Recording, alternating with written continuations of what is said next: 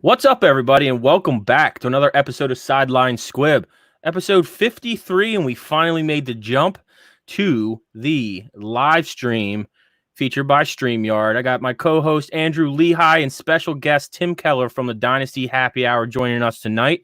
Andrew, how are you doing? And Tim, we'll get to you in a second. Doing good. I love that we picked a very just random episode number to make a leap. 53, episode 53. We've had 52 tries. Well, let's give it a go here. So excited to do the YouTube thing and just kind of branch out and hopefully catch a few more listeners that way. So just a new wrinkle to the whole Sideline Squib. Awesome. And Tim, I think you are the reigning guest to the Sideline Squib show. Been on the most of anybody who has joined us. So how are you doing today? This is number 3. I was on the inaugural episode as well, and if my memory serves me correctly, I want to say Ray Lewis was 52. So you guys you're one better than Ray. Hey, I'll one take better that. than a Hall of Fame linebacker. Took 53 episodes. You're jumping out there, going live. I'm happy to be on, and since I'm here and I'm going to play the wild card, I'm going to break the news for you.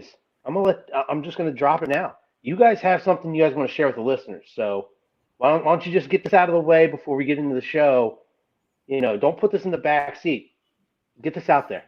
Awesome. Yeah, I appreciate it. We're super excited. We've been trying to hold it back here for a few weeks now. But we're starting to get within that 4-week mark where there will be an official sidelinesquib.com website where you can find all your articles, rankings. We have a blog going on. We have all sorts of things for your fantasy football needs, and we're super excited to get that out. We have some merchandise as well if you're interested in rocking some Squib swag. I guess try to say that 5 times fast, but very, very excited to get that going. I'd say it's about 4 weeks from being live. Just a little bit of tinkering to do, but yeah, I mean, Andrew, what do you got to say with that? I know it's something we've been looking forward to for a while now. Yeah, I am super pumped about it because I just think providing another outlet for guys to find, for our listeners and for people that are following us on Twitter, to find some good information from some valuable and respected resources. Obviously, both of us will be contributors to the website, but we're going to be signing on some pretty good writers as well. We already got a couple in the bag that are already producing some content for when we go live. So it'll be kind of exciting to kind of see just how much people use the site and are able to and find it useful. We're going to have rankings on there. We're going to have all sorts of different articles as well as just information for everyone, as well as podcasts, obviously, that you can go back and listen to. So going to have a ton of information to dive into, as well as all the swag, like you said, Sideline Squib swag. That's a tough one. Yeah, we're gonna probably have to come up with something else. Yeah, and obviously, Tim, we can't thank you and your partners and teammates and family over at DHH enough, because you're the reason we started. We are still members of your team, members of your family. We don't plan on that breaking out by any means, but you have shown us the ropes since day one, and that's part of the reason we want to get you on this one as well. So you definitely knocked a lot of notches off of our belt. First episode ever, getting us into the whole podcast and fantasy football side of things as well, and now jumping into the website portion of it and going forward for the listeners out there. So I want to thank you for that, Tim. First live stream episode. So I guess I probably won't have to come back until like episode 100, but look forward to that. Yeah, I do want to thank while we're here, I do want to thank our sponsor, the Dynasty Owner. If you guys haven't checked them out yet, go check them out. It's a new way to play. Tim, Andrew, I know you guys, your minds just start going and going and going when you start thinking about these guys, because it's the best fantasy football leagues are those where every owner consistently pays attention, responds to trade offers, changes their lineup, and are always looking to improve their team. There's no off season for these owners, and that's who you'll be challenging yourselves against in the Dynasty Owner. Other elite fantasy football players, much like ourselves. It's very nice to go in and mess around with new things and try new leagues out. And the Dynasty Owner, they're just blowing it away right now. I mean, to have actual standing contracts and salaries for these guys. If you haven't checked them out, go over. You can be an NFL owner, GM yourself. Build that team the way you want it, build a team you think that you can build, and see what happens if you go, money heavy. But swing over to www.dynastyowner.com to check them out. They are also up and running with their live apps on your cell phone as well. So swing over to them, check them out at dynastyowner.com. Andrew, before we jump into tonight's topics, I want to talk a little bit of kind of how we kind of where we've been and how we got to where we are now.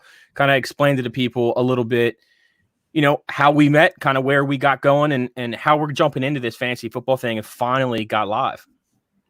Yeah, so for those that don't know, I've never met Steve or Tim in person. So it's just been strictly through fantasy football, Twitter, listening to the Dynasty Happy Hour podcast kind of got us in touch with Tim and all the people over there as well. We're going to have Tyler on as well, I think, down the line. So it's been just a networking type of thing, just, one thing leading to another. But and then we started with the 16-teamer, right? The League of Trade. Yeah. Whores. And it was with KC Corneliuson. Yeah, Corneliuson. And he's with Fantasy Shack, right? At Fantasy Shack on Twitter. And we just we were going to do like a 1 episode thing. I was just going to come on and talk about the trade that we made with Barkley and then kind of go from there. And it's, one thing leads to another. It's kind of sprung into a 53 episodes so far, an official live episode now on YouTube and a website. So it can get pretty crazy and snowball into something pretty cool here rather quickly. Yeah. You're not lying about that one. And Tim, I know, like I said, you've helped us out more than enough along the way. You were the kickstart and the jump start to going on. And, who would have thought sitting here now, we're 53 episodes in, we're currently on 53. And we actually there's people out there that listen to us and people out there that watch us, which is awesome. I mean, that's a take back. Like, I love it. I went to school for sports management. I did all that thing and I got out of it. I'm not in that anymore. So this is the only sports I have and I absolutely love it. And just to hear people ask us questions and they actually want our opinion or want our research to give to them to help them make a decision for the fantasy football team is just absolutely outstanding. It's a great community. The people around the fantasy football community is outstanding. Tim, I'm sure you've been around way longer than we are. You can kind of tell the people kind of how it is. It's not like a pop-up bar and the bar across the street arguing and always going against each other as competitors. It's just one giant family, which is absolutely amazing. Yeah, for the most part, the 99% of the air quotes here fantasy industry is just made up of amazing people. People that are willing to have those strong-willed debates, but at the end of it, it's nothing but respect. It's nothing but love, and the camaraderie during the off season, especially over these past few months with all this COVID stuff. People having the ability to jump around and jump on each other's podcasts, share each other's ideas. A lot of podcasts, there's some time for some good jokes, some laughs to be had. That's always fun to hear and listen to. And the great thing about it is there's so many different podcasts nowadays that if you don't agree with one person's take, that's fine. Because go listen to another guy and he's probably going to have the take that you agree with, and come back the next week and I'm sure they'll be talking about something you do agree with by that point. So it's nothing ever to get yourself too bent up out of shape over in this industry. Like I said, most of the people, 99% of the interactions I've had have been awesome, and I look forward to having a million more of them. Yeah, and we can't wait to have you back. Maybe that number 100. So I do want to jump in. We're starting to get there. Everyone's getting that itch. This is definitely the startup season. We're a little bit into it now, but with news of training facilities opening up, maxed out at 75 personnel, it's starting to get more real. Towns are opening up a little bit. There's talks of things and sports that may start creeping its way up. So this is the time right now you really want to be locked in, not make those dumb trades, not make anything going on. And we actually got a few questions from some listeners out there that were shot to our DMs and email. And we'd like to go over them with you today, Tim, and kind of pick your brain a little bit as well as ours, and give the listeners kind of what they're looking for. So we'll jump right in here, and I'll start off with number one. is 2020 the year Josh Allen puts it all together? Well, if you're going to go to me first, he finished at QB6 last year in fantasy. So I don't really know if Josh Allen personally can go too much higher than QB6. Just over 3,000 yards, 20 touchdowns, 9 picks last year.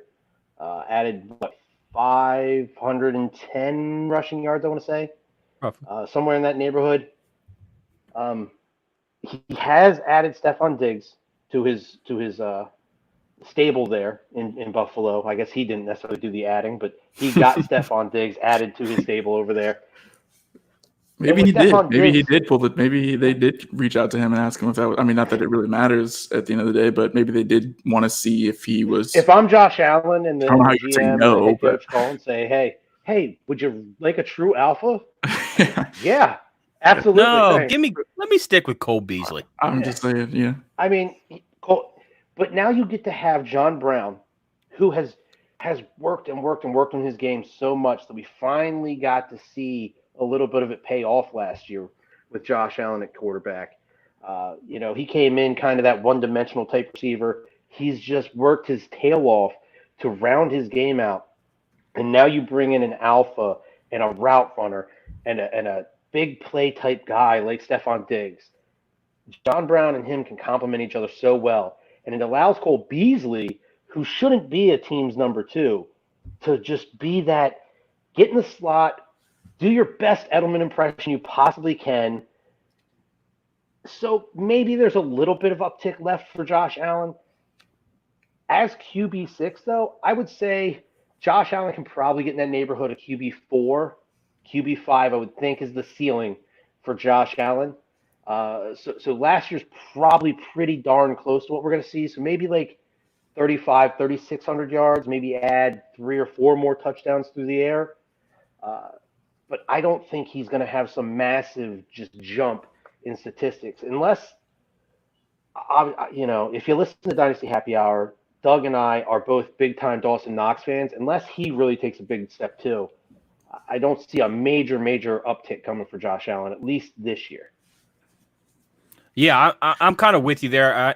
He did end up as QB6, and I kind of think he did put it together. His rookie season, only playing 12 games, ended up QB 21, and then followed that up with a QB6 this past season. I think that's where he's going to live for a while until we see one of these younger quarterbacks come up. I think he's locked in as a QB1 or a top 12 QB for years to come, just because of his rushing floor, like you touched on. I mean, a second year of Devin Singletary and add in running mate rookie Zach Moss. I mean, I just think it's in his repertoire. I think that's what Josh Allen is going to do. He's still going to run the ball when it's open, and he's still going to try to pound it in the end zone. He has as much. Didn't he have 8 or 9 last year? Yeah, him and Saquon Barkley both have the same amount of rushing touchdowns. I mean, okay, he can regress a little bit. It's going to fall a little bit, but I think that's part of his game. I believe it's going to, with that rushing floor, he's going to stay and he's going to live within that top 12 quarterback for sure. I don't know how no, I don't think he can be any higher than quarterback 6. I just don't. I mean, you're asking him to go above, was that Lamar, Mahomes, Dak, Russell, Kyler, Deshaun Watson. I mean, that's where he fits, right? Like, who would you put him over?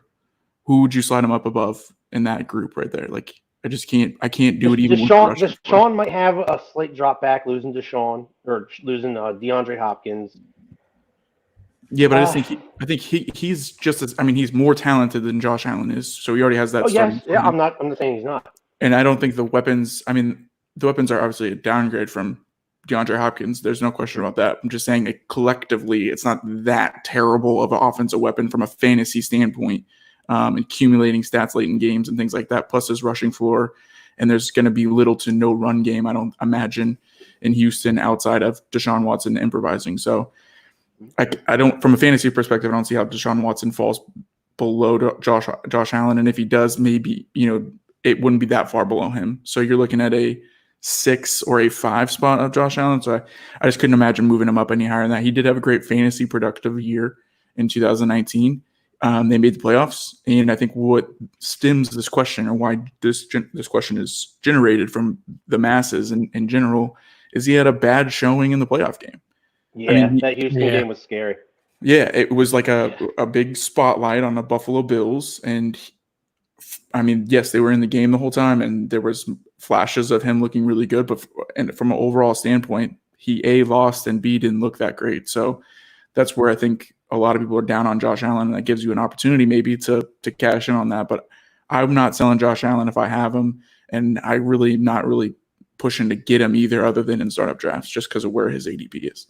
Yeah, I think if he improves on his 58%, completion percentage, that's going to be his key. If he's continuously underthrowing or overthrowing Stephon Diggs by 10 yards like he has been in the last 2 seasons, I think he needs to tighten that window a little bit, get out there, make sure he's hitting the guys on the fly, and let them do the work for him. I think he'll see that go a lot better for his career, and could potentially keep him within this range. That's for sure. But Josh Allen's one of those ones. I agree. I think all three of us do. He's not a sell by any means. And for the person who asked the question, I think that's going to be about our answer. He's going to live within that 4 to 10 range here for the next couple of years. So I would lock in and build around him. Here's what I can say about Josh Allen for this year is so far in his career, he has not had a 300-yard passing game in his career as of yet. I think this is the year where we're going to start seeing a big type of game out of him occasionally. I think Buffalo's recipe for success is still going to be, we're going to play very sound defense. We're going to have as close to a 50-50 split in our offensive play calling between the rushing and the passing. And we're just going to put Josh Allen in positive game script style situations. Yep, so he can rely on that run. Yeah, we don't want to have to put it all on him. Think of Ben Roethlisberger his first couple years in Pittsburgh. We're going to run in first and second downs to get that positive ahead of the change, 3rd and 3, 3rd and 4 type plays. We don't want those 3rd and 15s. We want to keep Josh ahead of the chains a little bit here and just give him optimized passing plays. Steve brought it up, 58.8% completion percentage, 9.5 average depth per target, though, is one of the higher in the leagues. So he's not afraid to push the ball down the field. He's got that big arm. I'm excited to see what he can do with the alpha there. The inaccuracy comes with 2 things. One, he does push the ball down the field. So deeper the throw, the less accurate it's going to be in general for both the receiver and the wide receiver. Their catch rate is obviously significantly lower. Second to that, his alpha was John Brown. Okay, we like John Brown. John Brown's nice, but it's not Stephon Diggs, and Stephon Diggs is one of the most elite route runners in football. So the number of completions or the percentage of completions has to go up just by sheer the ability that the growth at wide receiver with Stephon Diggs there, and now John Brown gets to play against the cornerback that the number 2 cornerback as opposed to the cornerback 1. All those kind of things go into a factor. But as far as from a fantasy perspective, I just can't see him leaping those other 5 guys in front of him. And if there is one he does have a chance of leaping, it's not Deshaun Watson personally. I think it's going to be Russell Wilson. That's the only one I can see slipping below that. And that's just because of, again, age, play call style, what they're built on as well. They're not, for whatever reason, they have Russell Wilson, DK Metcalfe, and Tyler Lockett, but yet they don't throw it 60 times a game. Whatever. Mm-hmm. That's on them. So the next question we have actually slides to the running back position here a little bit, and it's a good one because this guy has been productive throughout his whole career. And the question that the listener is asking is, what are you doing with Mark Ingram? So, Tim, my question to you is, at this point, I think we're all J.K. Dobbins fans. I know we all like Justice Hill coming in there. What are you doing with Mark Ingram right now in the Dynasty League? You kind of mentioned it right there. Is J.K. Dobbins gets drafted by the Ravens, and every Ingram owner in the world goes, uh-oh, now what? Well, I'll tell you what. Most rookie running backs do not come into the league and immediately begin to produce, especially when there is an established running back on the team. 2 of them, really. I am not saying that J.K. Dobbins, A, is not the best running back on the team right now. not counting Lamar. And B, J.K. Dobbins, I'm not saying he won't be the lead running back by the end of the season. But I am saying, at least for, I'd say, maybe let's say the first 5 weeks, Mark Ingram should still be the lead running back on that team. And this is why I'm saying this. Hold Mark Ingram for the beginning of the season. Let's go over the start of their season. The Baltimore Ravens start with the Cleveland Browns. Finished last year as the 30th rush defense in the league. Houston Texans, 25th. The Kansas City Chiefs, 26th. The Redskins, 31. The Bengals, 32. Their first 5 weeks are against 5 of the worst 8 rush defenses the previous year. Now, that doesn't mean that's going to stand up. But we can't imagine these teams that were from 30, 31, and 32 jumping into top 10. Yeah, and they really didn't do much in the offseason either. Yeah, they may increase their defense slightly, but they're not going to make these massive jumps. So take the starting running back of Mark Ingram, hold him for those first few weeks, wait till he has a productive week and say, hey, look, J.K. is not taking this job if Mark Ingram keeps rushing for 130 yards. Sell him off, get your late first round in 2021, get yourself the prospect you wanted out of this year's draft, whatever it is, and walk away happy, because by the time we get to week 8, 9, 10, and those older Mark Ingram legs start to fade, and that big stud J.K. Dobbins is sitting back there with those nice fresh legs, ooh, that guy's not going to be happy that he made that trade. That's what I'm doing with Mark Ingram right now. Everything that Tim just said, ditto. Yeah, no, I think you nailed it on the head there, Tim. I 100% agree. I mean, Mark Ingram's going into his 31-year-old season. Yeah. He has proved that he can be the workhorse back, both in a single back and in a running back by committee. And I believe the same, like you nailed it with the beginning half of the season. He should still put up numbers. It's a high-flying offense as it is. And he's still going to, I'm going to use a great term I love from the league here, but he's going to vulture touchdowns no matter what is going on right now. He's going to be the vulture. He's going to be the Mike Tolbert, the vulture. So I'm the same way. I mean, if I'm doing anything with him, if I don't have Dobbins, I'm going to try to move him to the Dobbins owner. Either, like you said, it might be higher.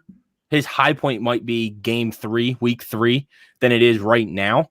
If you can last that long and hold on to him till then, I think that's going to be your sell point, is to find that Dobbins owner who's not getting utilized, sitting on his bench, or that guy who was hoping that J.K. Dobbins was going to come in and be the starter right away, thinking that Ingram was just going to fall off a cliff. So there's no way Mark Ingram's value goes up between now and the start of the season. No. So if you already have him, I can't imagine selling him. Like at this point, you just, like Tim said, you just roll it out to week 3, week 4.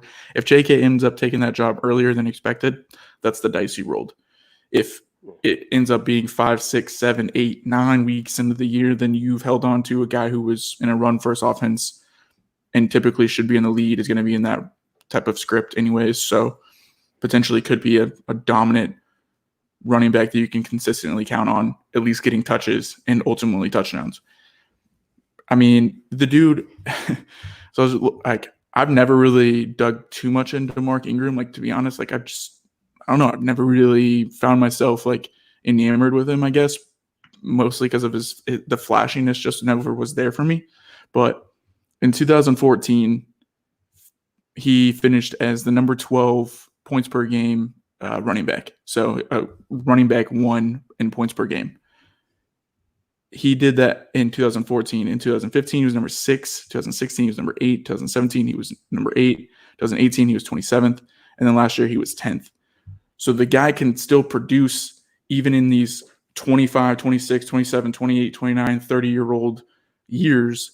I mean, what's to say one more year, one half of a year isn't still in the cards for him, especially in an offense as hopefully as dominant as Baltimore's is shaping up to be. So I would be absolutely holding on to Mark Ingram, and if you can get him, like in a startup and stuff like that, his ADP is ridiculously low because everybody's just assuming he's, riding into the sunset, which they should, but he's not a terrible bench asset to hopefully put in those early weeks of the year that you can count on him at least getting the touches.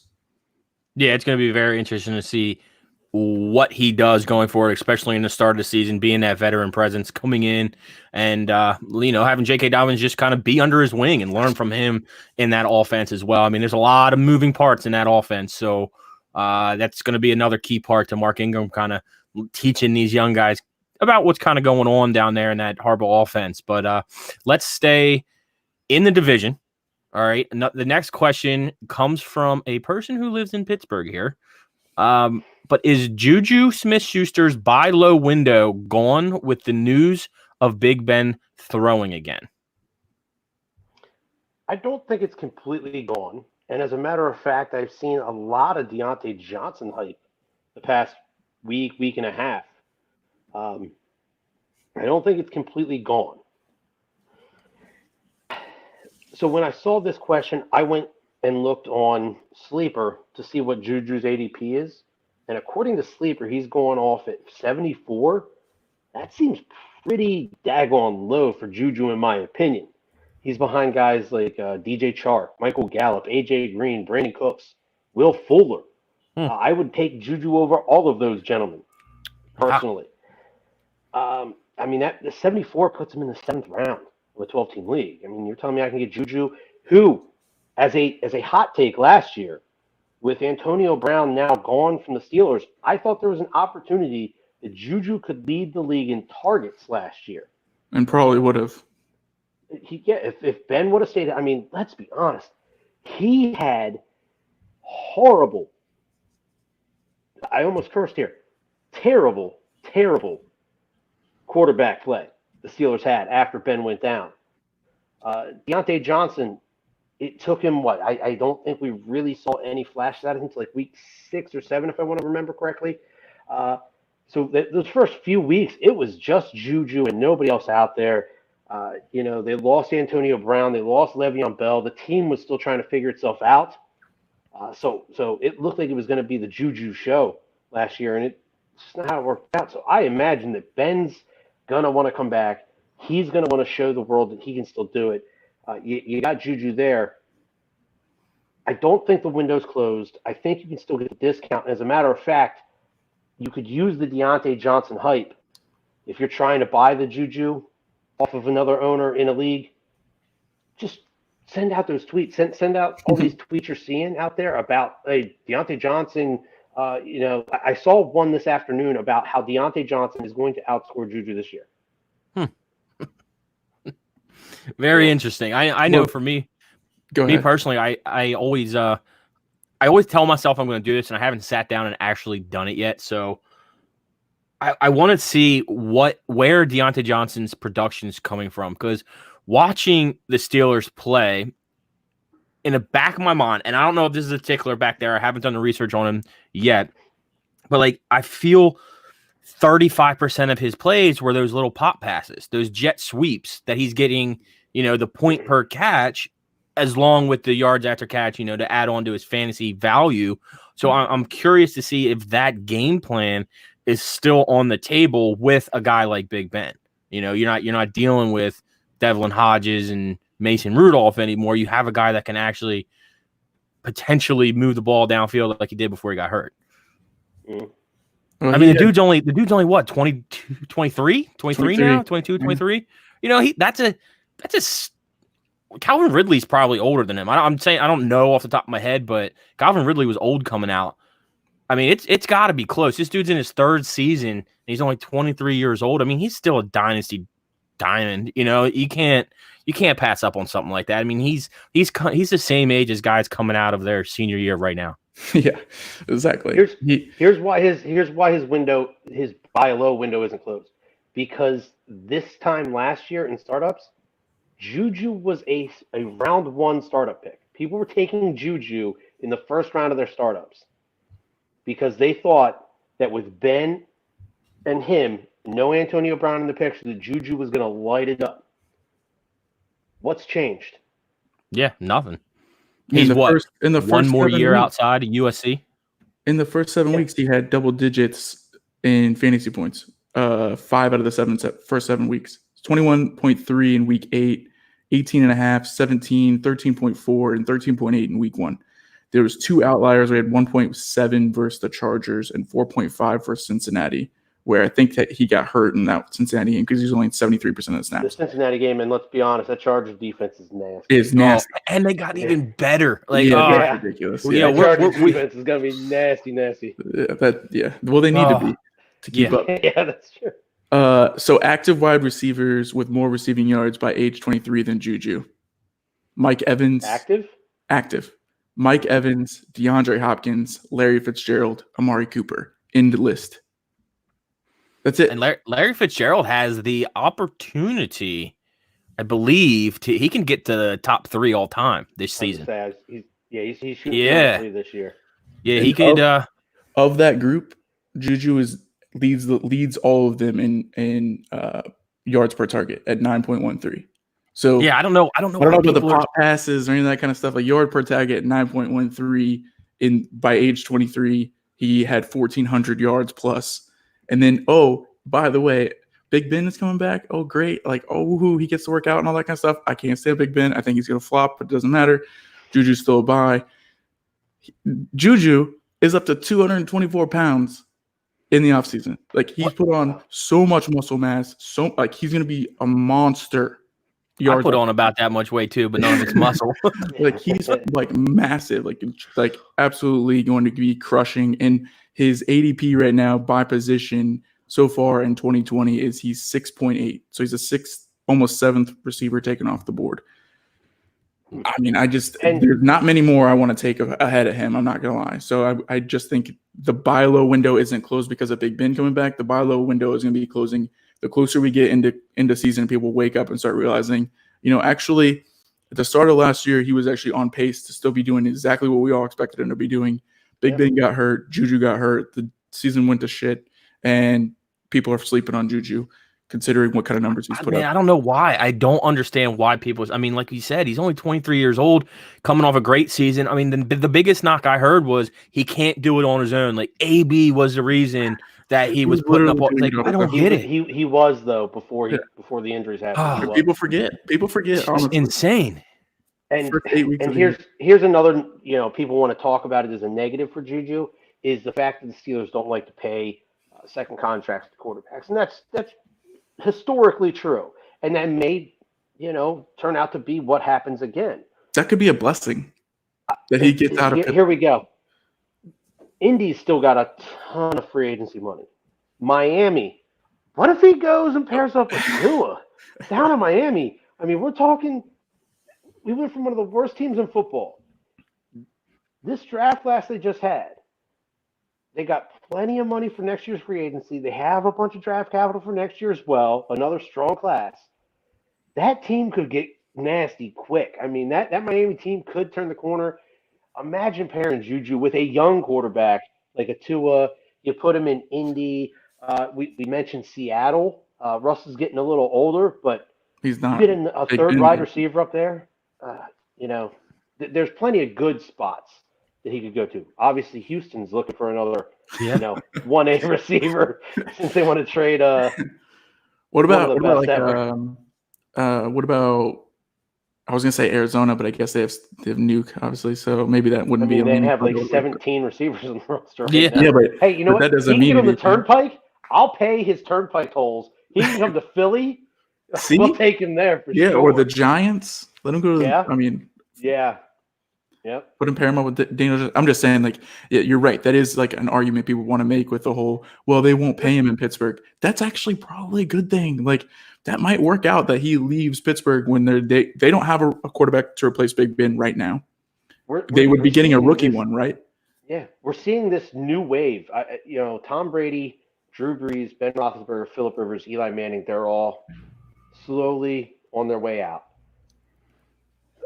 Lamar Jackson, Carson Wentz, Dak Prescott, Kyler Murray, Tua, Burrow. Super Bowl MVP. Yeah, the Super Bowl MVP. How did I forget it? But yeah, I mean, we have this huge wave of this young quarterback talent in this league right now. There are plenty of great spots that Juju could land. So while people are like, oh, well, he might not re-sign in Pittsburgh, Okay, great. Okay. He's going to go somewhere with a quarterback he's going to play with for the next 12 years. So awesome. Buy low window. Back to the question, I guess. Buy low window isn't closing because Big Ben came back. It's closing because people are going to wake up and realize that that's not a bad thing that he doesn't get re-signed in Pittsburgh.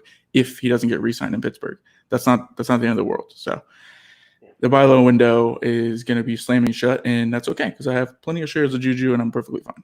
Yeah, I would say that the window's not closed yet. Go out there because I can't think of any Juju trades I've seen recently, but I'm sure that whatever his going rate is now, if it's somewhere around his ADP value at 74, I'm more than willing to pay for that. So if you're in a league with me and you're willing to sell Juju at roughly what ADP 74 is worth, I'll buy him all day. I'll overpay for him probably. Yeah. But I want to say at the wide receiver position here, next question came in, and it's a good one because we see this happen a lot with wide receivers and all players kind of going into their second season or their sophomore season. And the question is, can DK Metcalfe avoid the sophomore slump? We all saw what happened to him, and he slid in the draft. For whatever reason, Seattle ended up scooping him up in the second round, which could have been a steal at that point, for someone who was being mocked and projected to be mid to late first round pick in his draft that season. Falls to the second round, lands in Seattle, and puts up a decent season with Russell Wilson. What are your guys' thoughts? And do you think that DK Metcalfe, given Russell Wilson, given Pete Carroll and how that offense performs, do you think he can avoid the sophomore slump and at least duplicate what he did this year? Or are you guys seeing a different way with him? Have you seen him with his shirt off? Yeah. Well, I was going to say the reason he slid in the draft is because of that picture of him and A.J. Brown in the Ole Miss, weight room. People he's got to be on the juice. He's going to get suspended. We can't draft him in the first round. That kid is an absolute beast. But no, I really think DK is set up to not deal with a sophomore slump. And I did a little digging on this, and here's what I got. So last year, as a rookie, he got 20.4% of the team's targets. It's pretty good. So obviously we know that Lockett has been Russell's guy, and he may maintain that role again this year. But I would imagine that 20.4 goes to somewhere like 22, 23%. He should see an uptick in targets. Let's remember, he didn't really see a bunch of action right away. 65.5% of his snaps, he played on the outside. The next closest wide receiver on this team for outside snaps was Philip Dorsett, who played around 350 on the outside. DK, over 600 of his snaps came on the outside. Tyler Lockett lives in the slot. They don't eat into each other a whole lot. They don't have another outside receiver. He's going to be the alpha on the outside. There should be no reason that DK sees a sophomore slump. And I know Russell's been saying it for years, but it seems that maybe, just maybe, Pete Carroll might let Russell throw it just a little bit more. And if that does happen, there's not a chance that DK is going to suffer a sophomore slump. So I've been kind of out on the whole DK hype. I think in that range of the tier of wide receivers that he kind of finds himself in. I like other receivers more, considering AJ Brown's maybe finding himself in the next tier above him now because of all the offseason hype. But I've found a liking to the other receivers moving forward. But I did find some stuff that I thought might be interesting that Phil Pennington on Twitter, Dynasty Phil Dog, put out. But he, in week 1, it was with the next gen stats, whatever. In week 1, he had 4 catches for 89 yards, no touchdowns, but all the routes were fly routes. They were all, straight up the field, a little variation. Week 2, a lot of the same thing, 3 catches, 61 yards, 1 touchdown. The divisional playoffs, though, so way later in the season, 4 catches, 59 yards, but the route tree is a whole lot different. You got digs, you got crossing routes, you got the post corners, and then in the last game of the playoffs, 4 receptions, 59 yards. Sorry, so 4 receptions, 59 yards, and he had all the different route variations. So the growth of the route tree, outside of the beginning of the year where he was just the fly route guy. He was just the go get it type of receiver.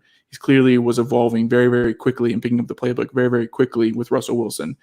Also with the whole Russell Wilson improvisation after the play, during the play, the play after the play type stuff that Russell creates with his legs. I think that there's no way that DK with his massive size and athletic ability doesn't stay, his main focus in plays like that. So I think DK, for what it's worth, is not going to have that sophomore slump. I just like other receivers a little bit more than him in that same tier. Do you happen to have his statistics from the wild card roundup? Because I want to say he set like a rookie playoff record for yardage or catches or something. I think he had like 9 for like 180 in that wild card game, if I remember correctly. So kind of what I see on him, and I'm assuming the guy who sent this is from 7 for 160. So 7 for 160. I'm assuming this guy is from the Seattle area because he has the word Hawk in his name. So I'm going to go with that, or at least he's a fan. So take this for what it's worth. I mean, you saw what they did in the offseason. They didn't really do much. What did Seattle do? What? 6th rounder. Freddie Swain, a 6th rounder out of Florida who played slot. Yeah, he played on the outside. When he transitioned to the slot is when he started to produce in college. They had a terrible draft. He's not a threat to DK at all. And they grabbed Greg Olsen, not really going to be. Yeah, he's in there for his veteran presence. And the newly acquired, Carlos Hyde isn't going to be by any means going to come in and just gobble up carries that's going to take away from, passes down the field. And then you got their 4th round running back, DJ Dallas, who could potentially blossom into something. We just don't know what. I mean, he's the question mark of a 4th round draft pick right now. As we all know, very few of them turn into something, significant. So I do believe if he's in a spot to shine, if he can work with Russell Wilson and continue to grow that chemistry, those upticks of 50-50 balls where Russell's scrambling around the backfield, almost Donovan McNabb style, and then, pump fake, Steph Curry, step back, throws it downfield to Tyler Lockett on the sideline type thing.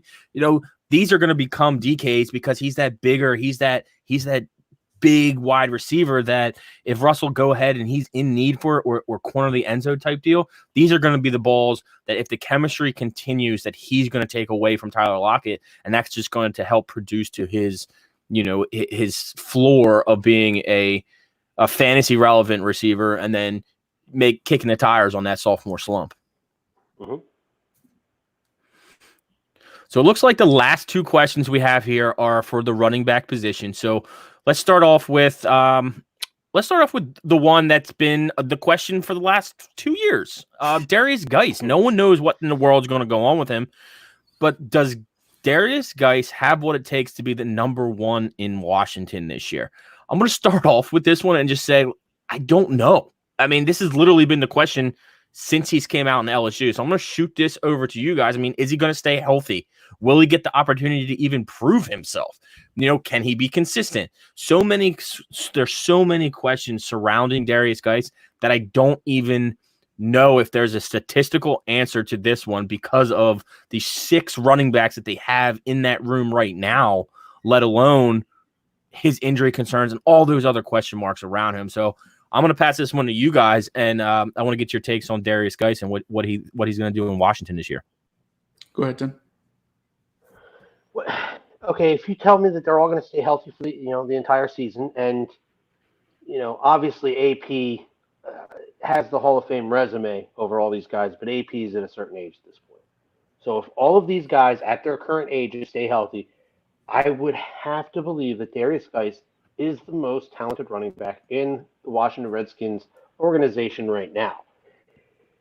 Does he have what it takes to be the number 1 running back in Washington? Sure he does. Does his knees?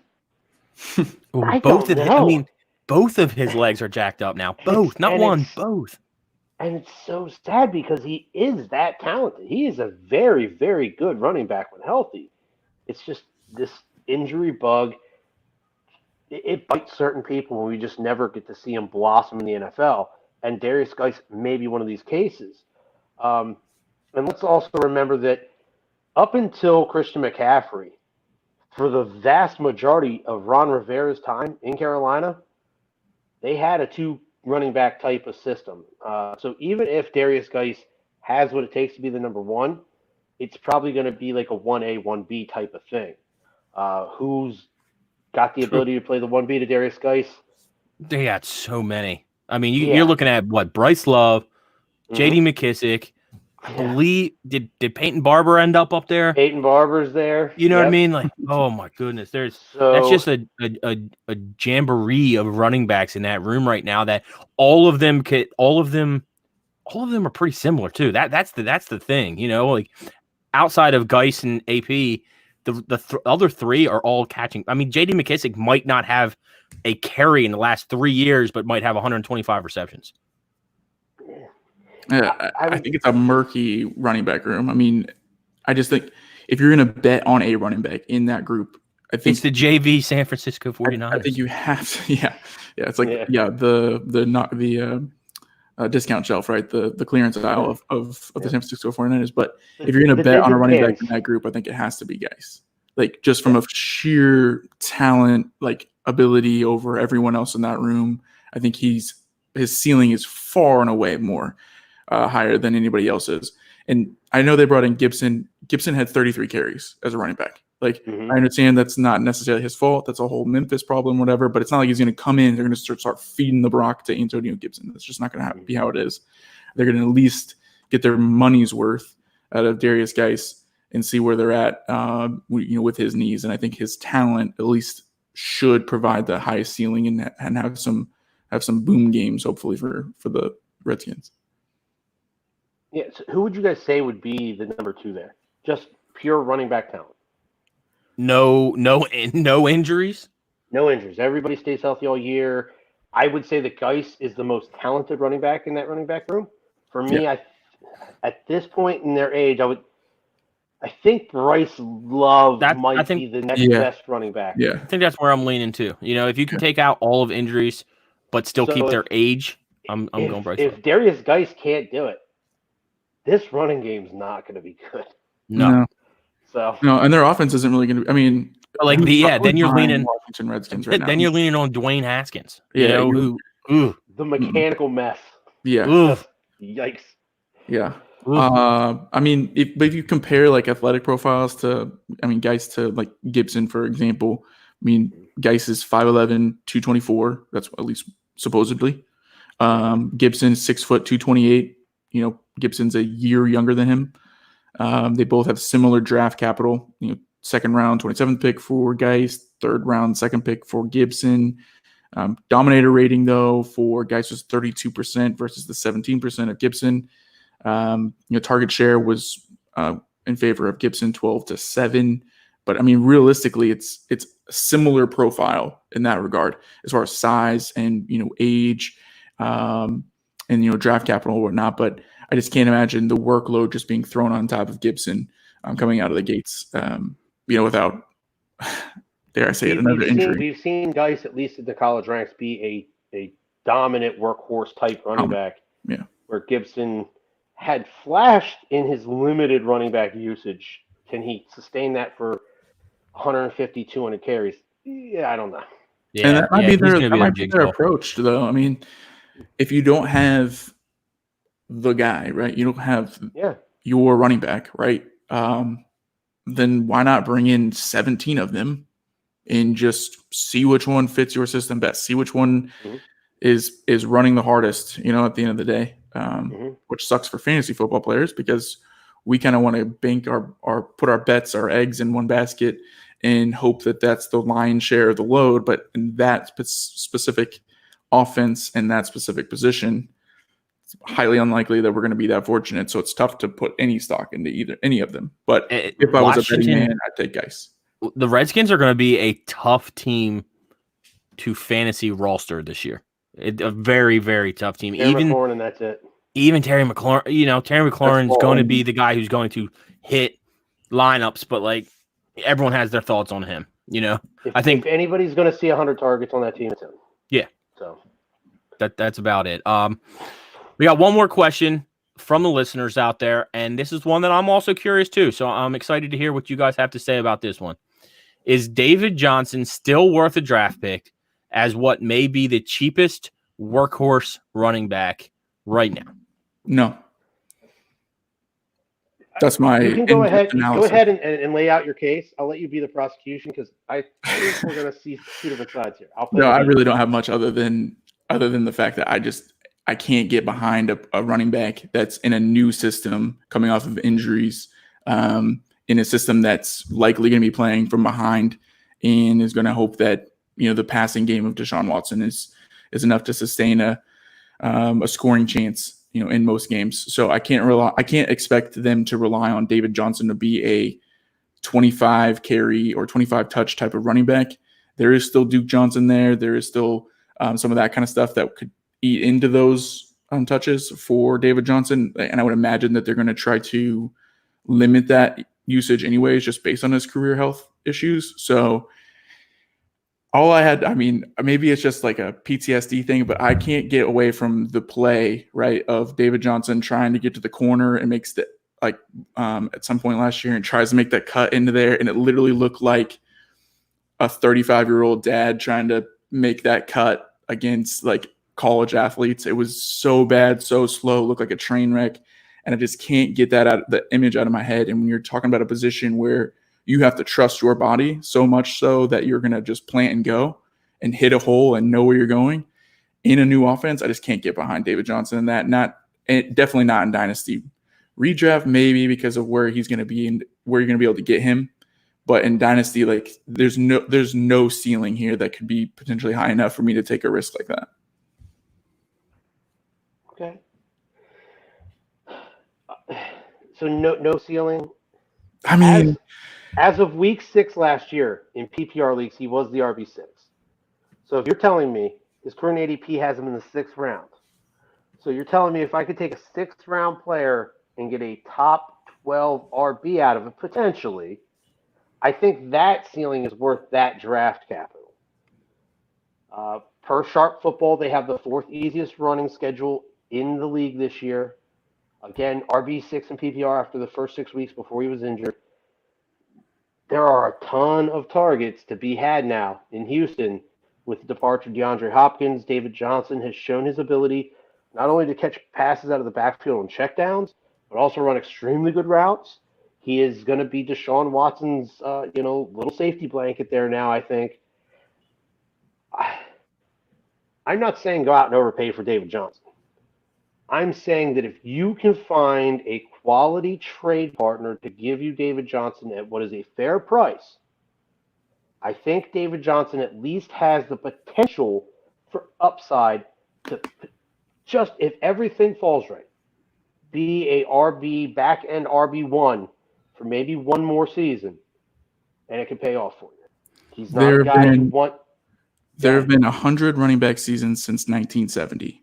That have accumulated running backs that have accumulated over 1,875 scrimmage yards. The ages of those players who achieved that milestone: 21, 3 times; 22, 6 times; 23, 11 times; 24, 13 times. I'll fast forward to 28, which is how old David Johnson is, 10 times. He turns 29 in December, and 29-year-olds have done it 4 times. So you're basically in Dynasty. That was what we're talking about at this point. You would be buying him for literally 1 year. That's what you would be doing, because at 29, it's happened 4 times that the player's gone over 1,800 yards. 4 times that 30-year-olds have done it. 3 times a 31-year-old has done it. So you're banking on David Johnson, who is a criminal injury problem in a new system at 28 years old, to provide that kind of number. I'm not buying it. I can't get in. So I own David Johnson in one league. Out of all the leagues I'm in, I own him in one league, and it happened to just be a startup that I got last week, and I got him at the 908 in a point per carry league. So I'm happy with that result. This is a bridge here between the two of you because I don't know what I want to think with him. It was the value that I saw at 908, especially with the point per carry or half point per carry, whatever it may be. But you're right. There's going to be a lot of targets that are gone because of the departure of DeAndre Hopkins. He is 28, turning 29. I think I'm okay taking a shot on him, even if it's for 1 year, if he's going to slide into your RB2 or your stream running back, throughout this season based off of where you can get him or what you can get him for. I don't currently know what his trade value is. I haven't seen anyone go after him, and I currently haven't gone after him. So maybe after this show, I'm going to go out there and try to value a little bit and see where he's at, because he may be worth a shot, So here's what I think the deal is with what Andrew's laid out there, and what I brought to the table. I think if you are that team that finished second or third last year, you're still one of the top 3 teams in the league, and you have guys like let's say you have a Nick Chubb. I don't know. You have a Nick Chubb and Jordan Howard, Matt Breida as like your top 3 running backs. Obviously, Chubb's going to be your every week starter. You're not happy with the other 2. You might be able to get David Johnson for a relatively fair price, and he could be that guy that you mix and match between the matchups. He's your bye week fill-in. He's a flex type guy. I'm not saying go get David Johnson and make him one of your every week starters in one of your 2 RB spots. I don't think he's going to be that guy. I don't think he could be a safe bet in that role. But I think he could be that guy that could help you, especially in that if he could stay healthy at the end of the year, be that consistent flex play for you. And he just got went a pretty easy run schedule. He just went at 801 in a startup, and he was running back 29 off the board. So at that price, I'm not hating that. I'm not hating that price at that point. Like, yeah, I mean, I don't know what else is left after there. You're looking at like there's been one more running back off the board since then, and it's Darius Geis. So and as much as everybody wanted to give Bill O'Brien a bunch of shit for making the trade, he has to try to get everything he possibly can out of David Johnson. He has job rides on it. I mean, I don't think he's not going to replace DeAndre by any means. He's not going to bring that sort of production. But you have to imagine that Bill O'Brien is just trying to scheme up every possible way to get every yard he can out of this guy, because not only the Texans fans, but everybody else that follows football is going to be watching this move very, very carefully. Yeah, I'm with you as far as like at a certain price, you obviously have to buy him, but because he is the running back in Houston. But I think there's upside for the back end RB1. I think the reality is RB2, RB3. Yeah, I think that's the safe bet, with the upside that if everything falls right, he absorbs a bunch of the targets that DeAndre Hopkins is leaving, and that rushing schedule does work out for him. He could work his way into that back end of the RB1, like 11, 12 area. Yeah, I agree with that, and we'll see where he ends up. I'd like to take this opportunity to thank TrophySmack.com for their support and their help. As you can see behind me here, I have one of their great trophies with a few championship rings. I'm not going to get up and get them this episode. Maybe next time I'll be a little bit more prepared and have them in front of me, but they are pretty sweet. And if you go over to TrophySmack.com, use code SQUIB, SQUIB, you can get yourself a $60 championship ring for free. Andrew, you have anything else for the listeners? I mean, we knocked out 6 questions. Hopefully that's enough. The DMs and the email is always open for anyone else out there who has any questions you want us to go over. But Andrew, you want to give anything to everyone? Definitely, when next week's episode airs, we'll have some more for the mailbag and whatnot. And obviously you can slide into either of our DMs on Twitter to do that. You can obviously send us an email through sidelinesquib@gmail.com. But we'll also put out the link for YouTube a little earlier so that we can open up comments as well as while we're on. We didn't want to do that this episode, just to try to streamline it a little bit better for us first timers here on YouTube and on StreamYard and all that kind of stuff. We didn't want to have anything, any catastrophic events. So in this episode, we kind of want to avoid the comment situation, but next episode we'll obviously be opening that up.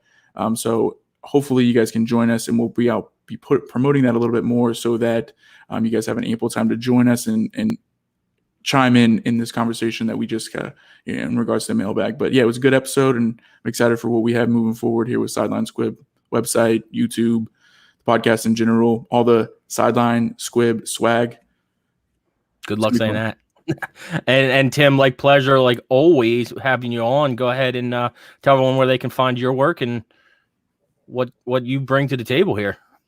Obviously, if you don't, I highly suggest you listen to the Dynasty Happy Hour podcast. It's where you can find myself as well as the greatest, no offense to Steve, but the greatest podcast host in the game, Doug Eddy, and obviously the creator of Dynasty Happy Hour, Tyler Gunther, over there, dynastyhappyhour.com. These two gentlemen are content providers over there on that website. Sadly, they probably won't be providing content for us too much longer because they got their own thing going, and I'm very happy to see that happening. So just stay tuned for their website. I've seen the hats. I've got my hands on one of the stickers already. So the swag is very nice. The Squib swag, yeah, that's a little tough. Is very nice. But you can follow me on Twitter at DHH_Tim on Twitter. Other than that, man, I enjoyed coming on, having fun with you guys. Yeah, if you guys don't follow these guys on Twitter, they're both tweeting constantly, having a great time out there. Follow them on Twitter. I'm usually going to start an argument with you, but it's all in fun. And it's usually at the end of the day, I'm going to bring some information, but I'm also willing to listen. I think that's very, very important when it comes to an engagement on Twitter, just in general, or just in life in general, I should say. By all means, you should engage with people in your community and learn something from them. As long as it's a positive thing, at the end of the day, you just come away with knowledge. So, or at least another way of looking at things. So, with that, I bid you guys adieu, and I can't wait for next week. Yeah, and we have a show for you because we got lucky. Like I said, the DHH team is kind of what kicked and started us, hop, skip, and a jump away, whatever you want to say, to get us started. So we got blessed with Tim Keller this week. We have Tyler Gunther on next week, and the trifecta Doug Eddy the week after that. So looking forward to pick all their brains as well. And I want to thank everyone for tuning in. We're rewatching this one. We'll get you hooked up for the next one. And I want to thank you guys all for listening to the Sideline Squib.